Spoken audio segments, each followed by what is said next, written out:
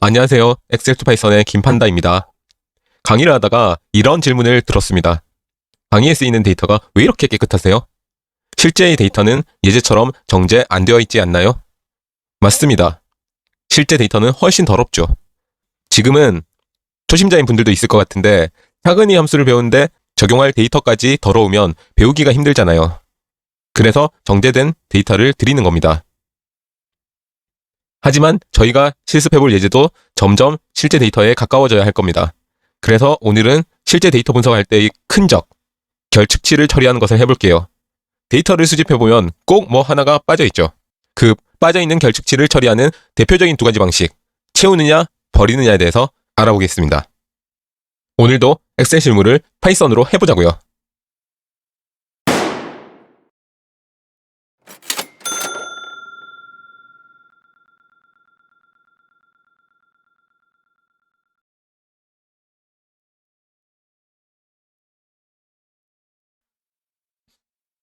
예제를 한번 볼게요.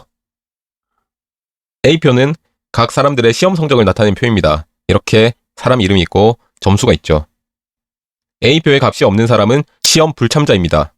보시면 문종원 씨가 점수가 없잖아요. 시험을 왜 불참하셨을까?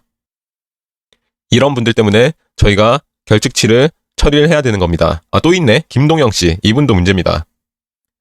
성적을 매기기 위해 A표를 일단 불참자에게는 0이란 점수를 부여할게요. 불참자에게 0이라는 값을 채워서 B표를 만들고 다음으로는 응시자의 통계를 내기 위해서 응시자의 통계에 0점으로 넣어서 처리를 할 수 없잖아요. 시험을 실제로 본 사람 아니니까요. 응시자의 통계는 불참자는 빼고 내겠습니다. 그래서 C표를 만들어 볼게요. 회색으로 칠해진 부분은 처리된 예시를 보여드리기 위해 일부 작성해둔 부분입니다. 여기 보면 앞에 5줄을 여기 5줄로 만든 거죠. 문종원 씨의 점수에 0점을 줘서요.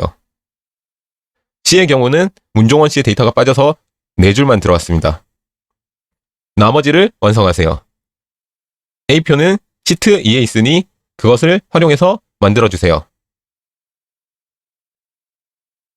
오늘도 3가지 단계로 작업을 해볼 건데요. 먼저 0단계가 있습니다. 0단계는 판다스를 임포트하고 리드 엑셀로 데이터를 읽어올 거예요. 이제 리드 엑셀, 투 클립보드, 읽어오기와 저장하기는 이제 익숙하실 테니까 작업 단계에서 빼겠습니다. 항상 들어가는 부분이기도 하고요. 그렇게 판다스를 탑재하고 엑셀 데이터를 불러온 다음에 첫 단계, 결측치가 있는지 확인할 겁니다. 그 함수가 이즈널이거나 인포입니다. 두 번째, 결측치가 있다면 그 결측치를 0으로 채울 겁니다. 그게 fillNow입니다. 마지막으로 결측치가 있는 행은 날려보겠습니다. 그게 dropNow입니다. 여기까지 한 자료를 to 클립보드로 클립보드에 복사를 해서 엑셀에 붙여넣을 수 있도록 해보겠습니다. 아직까지 엑셀이 익숙하시니까요. 오늘도 0단계부터 시작을 할게요. 판다스 라이브러리를 이용한 파이썬 작업은 0단계가 있다고 그랬죠. 판다스를 탑재하는 겁니다. 임포트 판다스 as pd 이렇게 하고 실행을 눌러주시면 판다스가 탑재가 된 거예요. 그리고 이제 엑셀 파일을 불러오겠습니다. pd.read_e 하고 탭 하면 자동 완성이 되죠. 괄호 열고요. 파일명 다운표 안에 넣어야 됩니다. 다운표 열고요. 오늘의 파일 이름은 204로 시작했죠. 204 치시고 탭 하면 파일명이 자동 완성됩니다. 그리고 콤마 엑셀 파일에는 시트가 여러 개 있으니까 시트 네임 지정해줘야 된다 그랬죠. 시트하고 탭 하면 시트 네임 자동 완성되고요. 여기서 저희가 불러올 데이터의 시트 네임을 알아보겠습니다. 엑셀 파일로 가서요. 시트 2에 있다고 그랬죠. A표는 시트 2 있으니까 왼쪽부터 0, 1 해서 시트 네임이 1입니다. 다시 돌아가서요. 1이라고 치시고 그리고 실행을 해주시면 네, A표가 불러진 겁니다. 여기 난이라는 영어가 거슬리죠. 이게 결측값입니다. 난은 나더 넘버라는 뜻으로 간단하게 얘기하면 숫자가 아니다 이런 뜻입니다. 보통 결측값이 난으로 나온다고 보시면 됩니다. 아랫줄에도 강다빈 씨의 난이 있네요. 어쨌든 300줄에 2열짜리 A 데이터를 불러온 겁니다. 불러왔으면 변수 지정을 해야 되겠죠. df1 오늘은 근데 표를 하나만 불러와도 돼서 좀 편하네요. 자, 이렇게 엑셀 읽어오기는 끝났습니다. 이제 이 A표가 담긴 df1이라는 변수를 이용해서 작업을 해볼 건데요. 결측치에 대한 함수들에 대해서 약간의 설명이 필요합니다. 설명 한번 보시고 오실게요. 먼저 결측치의 존재 확인을 해야 되겠죠. 물론 오늘의 경우에는 저희가 눈으로 결측치가 있다는 것을 확인할 수 있었습니다. 하지만 행기 10,000개쯤 있는데 그 중에 한 2-3개만 결측치라면 그건 육안으로 확인을 못합니다. 그래서 결측치의 존재를 확인시켜주는 함수가 있습니다. isNull은 null이다 라는 뜻인데 이 함수는 결측치를 true, false로 반환해줍니다. 결측치라면 true, 값이 있다면 false 이렇게 반환을 해줘요. info는 데이터 프레임에 다양한 정보를 알려주는 함수인데 그 와중에 null이 아닌 값이 몇 개 있는지를 알려줍니다. 그래서 결측치 존재 확인 용도로 쓸 수 있습니다. 그렇게 결측치를 찾으면 그 결측치를 아까 B표와 같이 특정 값을 넣어서 처리를 할 수 있겠죠. 그거는 fillNa입니다. 그리고 C표와 같이 결측치가 있는 행을 드롭할 수도 있겠죠. 삭제할 수도 있을 겁니다. 그 함수가 dropNa입니다. fillNa와 dropNa의 경우는 오늘은 저희가 굉장히 간단하게 써볼 텐데 여러 가지 옵션 인자를 넣어서 꽤나 유용하게 사용할 수 있는 함수입니다. 다만 지금 알려드리긴 어려우니까 일단 fillNa와 dropNa의 맛만 보시고 다음번에 더 유용한 기능들을 알려드리도록 하겠습니다. 어쨌든 이렇게 세 종류의 함수들을 통해 결측치를 처리하겠습니다. 자, 설명 들었으니까 배운 대로 한번 해볼게요. A표의 경우는 저희가 육안으로 보기에도 난이 이렇게 2개나 보입니다. 이럴 경우 결측치의 존재를 확인할 필요는 없는데요. 다만 행이 10,000개인 자료에 결측치가 한 2개 정도 있다. 이러면 그걸 육안으로 찾아내기는 불가능에 가깝습니다. 이럴 때 결측치의 존재를 확인하는 방법이 있어야 되겠죠. 거기에 쓰이는 함수가 isNull과 info입니다. isNull로 해볼게요. df1에 isNull, null이다 이런 뜻입니다. 하고 실행할게요. 이렇게 하면 어떻게 되냐면 df1과 똑같은 표가 생기고 그 자리가 밸류 값 대신 true와 false로 교체돼서 채워집니다. null이 아니라면, none이 아니라면 false가 되고요. 값이 있으면 false가 된다는 거죠. 값이 없는 결측치는 이렇게 true로 나오는 겁니다. 그리고 두 번째 방법은 info입니다. info는 정확히 결측값을 찾아내는 함수는 아닙니다. 다만 결측값도 찾을 수 있습니다. df1에 info 이렇게 하고 실행을 하면 df1의 정보를 알려주는데요. 여기 이렇게 간략한 df1의 정보를 보여줍니다. 데이터 타입도 알려주고요. non null count라고 해서 null이 아닌 값을 세서 줍니다. 이름은 null이 아닌 게 300개인데 점수는 null이 아닌 게 276개밖에 없죠. 남은 24개는 어디로 갔을까요? 그게 null이라는 겁니다. 그래서 info의 함수를 이용해서 non null count로 null의 존재를 확인할 수 있습니다. 그렇게 생각해보면 null 여부만 알려주는 isNull보다 info가 더 좋지 않나요? 육안으로 확인할 때는 그렇습니다. 다만 그럴 때만 결측치를 확인하는 건 아니니까요. isNull은 true, false 관련 함수들을 쓸 수 있습니다. 지금은 저희가 자료 결과를 보고 판단을 내린 건데 결측치의 존재 여부를 조건문 같은 데 넣으면 어떻게 할까요? 그럴 때 isNull이 더 좋다는 겁니다. isNull 점 하고 sum을 하면요. 실행을 하면 이름은 0, 점수는 24 이렇게 나오죠.